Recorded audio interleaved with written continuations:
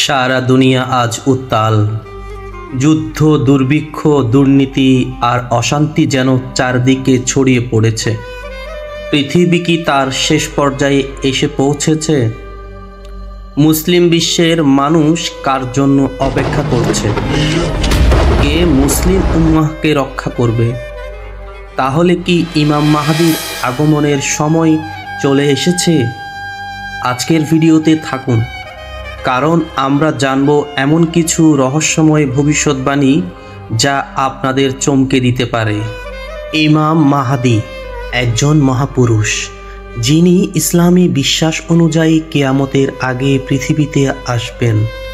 হাদিস অনুযায়ী তিনি নবী মুহাম্মদ সাল্লাল্লাহু আলাইহি ওয়াসাল্লামের বংশধর এবং তার নাম হবে মুহাম্মদ ইবনে আবদুল্লাহ। আমরা কি এখন এমন একটি যুগে বাস করছি যেখানে কিয়ামতের আলামত একে একে সত্যি হয়ে যাচ্ছে? সিরিয়া, ফিলিস্তিন, ইয়েমেন, ইরাক, মুসলিম দেশগুলোতে রক্তপাত ও অশান্তি প্রতিদিনই বাড়ছে। হাদিসে বলা হয়েছে ইমাম মাহদীর আগমন হবে তখনই যখন পুরো দুনিয়া অন্ধকারে ঢেকে যাবে এবং মুসলমানরা বিভক্ত হয়ে পড়বে। আজ কি আমরা সেই অবস্থাতেই আছি?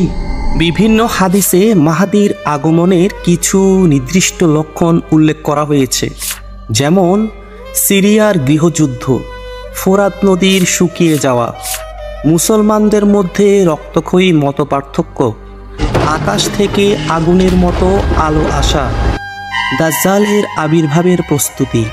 এই সব কিছুই কি এখন ঘটছে, নাকি এগুলো কেবল কাকতালীয়?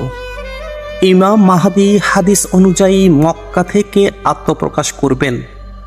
কাবা শরীফের সামনে তাকে বায়াত দেওয়া হবে। 3 দিন পর মক্কার আকাশে এক বিশেষ নিদর্শন দেখা যাবে। ইমাম মাহদী নেতৃত্ব দেবেন এক মহাযুদ্ধে, যার নাম মালহামা আল কুবরা।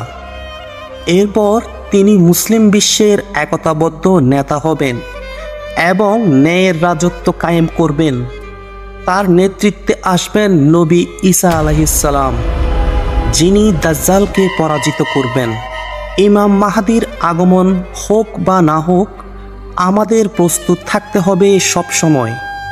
নামাজ, ঈমান, ন্যায় বিচার, এই 3টি দিয়েই শুরু করতে হবে নতুনভাবে জীবন গড়ার চেষ্টা। কিয়ামত কখন হবে তা একমাত্র আল্লাহ জানেন, কিন্তু লক্ষণগুলো যদি সত্য হয় তাহলে প্রস্তুত থাকাই হবে সবচেয়ে বড় বুদ্ধিমত্তা। আপনি কি প্রস্তুত?